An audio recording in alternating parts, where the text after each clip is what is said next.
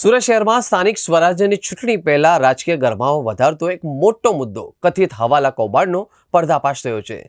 હવે આ મામલે આપના હવાલામાં કૌભાંડમાં ક્રાઇમ બ્રાન્ચનો એક મોટો ખુલાસો કર્યો છે। હવે આમ આદમી પાર્ટીના સ્થાનિક નેતાઓની મુશ્કેલી વધી શકે છે।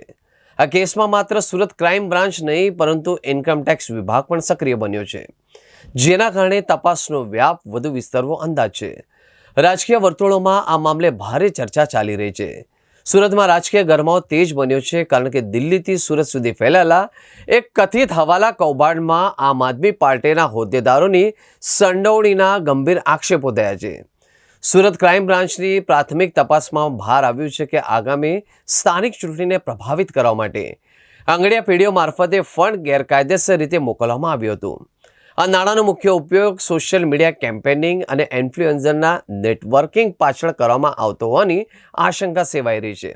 આ સમગ્ર મામલે આરોપ છે કે દર મહિને લાખો રૂપિયાનું કાળું નાણું હવાલા નેટવર્ક દ્વારા સુરતમાં પહોંચાડવામાં આવતું હતું અને તેનો ઉપયોગ ચૂંટણી પ્રચાર માટે થતો હતો। હાલ તપાસ ચાલુ છે। અધિકારીઓ અન્ય શહેરોમાં પણ આવા જ નાણાં પરિવહનના કનેક્શન શોધવાનો પ્રયાસ કરી રહ્યા છે। હવાલા કાંડ માત્ર આકાશ મિશ્રા કે હિમાંશુ સુધી સીમિત નથી। પોલીસ માની રહી છે કે આ એક મોટો સિન્ડિકેટનો ભાગ છે। દિલ્હીથી ગુજરાત સુધી ફેલાયેલો આ નેટવર્ક અનેક સફેદ પોશ ચહેરાઓમાં સામેલ હોવાની પૂરેપૂરી શક્યતાઓ છે। જેમ જેમ તપાસ આગળ વધશે તેમ તેમ આ ફંડિંગના અસલી લાભાર્થીઓ અને રાજકીય આકાઓના નામ બેનકાબ થશે। સુરત પોલીસ હવે ઇન્કમટેક્સ વિભાગને પણ આ મામલે જાણ કરે એવી શક્યતા છે, જેથી નાણાકીય ગેરરીતિઓની ઊંડી તપાસ થઈ શકે છે। આજે વહેલી સવારે ઉમરા પોલીસ સ્ટેશનમાં એક માહિતી મળી હતી કે દિલ્હીના આપના એક જે સિનિયર લેવલના કાર્યકર છે હિમાંશુ પાહુજા, જે દિલ્હીના જનકપુરી વિસ્તારમાં રહે છે, એ હવાલા મારફતે કરોડો રૂપિયા સુરતમાં જ એક આમ આદમીના અન્ય એક આકાશ મિશ્રાને મોકલી રહ્યા છે।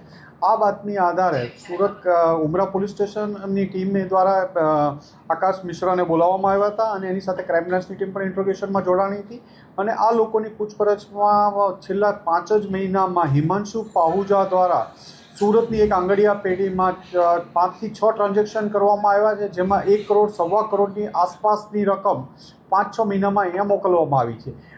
જે ઇન્ફોર્મેશન મળી હતી એમાં એક આંગડિયા પેઢી તો આઈડેન્ટિફાઈ થઈ છે, હજી અન્ય મારફતે પણ મોકલવાની પૂરી શક્યતા રહેલી છે અને આ ફંડનો ઉપયોગ આગામી જે ચૂંટણીઓ આવી રહી છે એના ચૂંટણીના અનુસંધાને એના ફંડિંગ તરીકે કે એના પોલા તરીકે ઉપયોગ થવાની માહિતી આધારે આ કાર્યવાહી કરવામાં આવેલી હતી। અત્યારે આમાં આકાશ મિશ્રાની પૂછપરછ કરવામાં આવી છે। નજીકના ભવિષ્યમાં ઘણા બધા નામ અન્ય આ ચેનલમાં મળી આવ્યા છે, તમામની પૂછપરછ કરવામાં આવશે। ઉપરાંત ઇન્કમટેક્સને પણ જાણ કરવામાં આવી છે અને આગળની કાર્યવાહી ઇન્કમટેક્સ દ્વારા પણ કરવામાં આવી રહી છે અને આખું એક જે સિન્ડિકેટ છે એમાં તમામ 8 થી 10 લોકોના નામ મળ્યા છે। તમામની સામે આગળની કાર્યવાહી કરવામાં આવશે। અજય તિવારી પણ એક બહારનો છે જે ગુજરાતના નથી રહેતો પણ ઘણા ટાઈમથી ગુજરાતમાં છે અને જે આકાશ મિશ્રાની સાથે મળીને પૈસા લેવા દરેક વખતે જાય છે અને આ બંને અહીંના મેઇન માણસો છે અને જે હિમાંશુ પાહુજા દ્વારા પૈસા મોકલવામાં આવે છે એ આ બંને દ્વારા રિસીવ કરી અને આ સર્ક્યુલેટ કરવામાં આવે છે। એ ઇન્વેસ્ટિગેશનમાં ચાલુ છે એટલે હાલમાં નહીં કહી શકીએ। સ્થાનિક સ્વરાજ્યની ચૂંટણીને અનુલક્ષીને આ ફંડિંગ આવી રહ્યાનું પ્રાથમિક દ્રષ્ટિએ લાગી રહ્યું છે। 8 થી 10 લોકો છે એમની શું આ બધા જ મની સર્ક્યુલેશનમાં છે અને અલગ અલગ એમને તમામને જવાબદારીઓ સોંપાયેલી છે। પૈસા આવ્યા પછી અલગ અલગ જગ્યાએ ડિસ્ટ્રીબ્યુટ કરવાનું અને એ કામગીરીમાં સંડોવાયેલા છે।